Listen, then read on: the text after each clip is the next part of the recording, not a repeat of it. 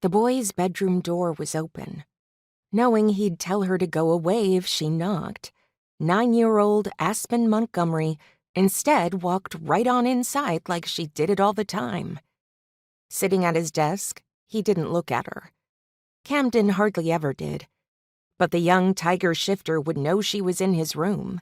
He'd easily pick up her scent. Since moving to the group foster home, she'd gotten to know everyone, except Camden Priest. She'd tried talking to him, but he always ignored her.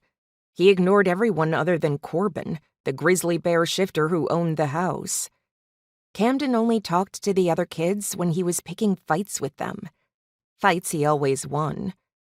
Aspen glanced around. The room was like hers, but not.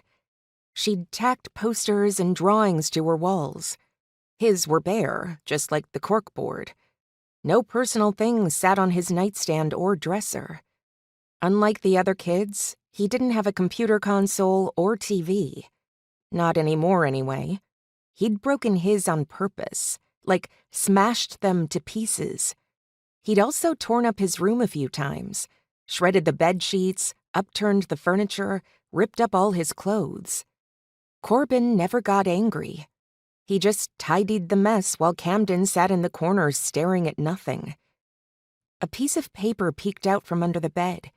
It was a drawing of a man who had blood pouring from his wrists. She'd heard that Camden drew messed up stuff, like a woman holding a little boy by the throat. Aspen turned to look at him. Other than the set of colored pencils, the only thing on the desk was the glass he'd tipped upside down to trap a spider. He was watching the insect struggle to find a way out. She knew he'd kill it eventually. Camden didn't only draw messed up stuff. He did messed up stuff. Like claw open the stomachs of the plush toys. When Corbin asked why he did it, Camden had replied, "Just practicing what I'm gonna do to people."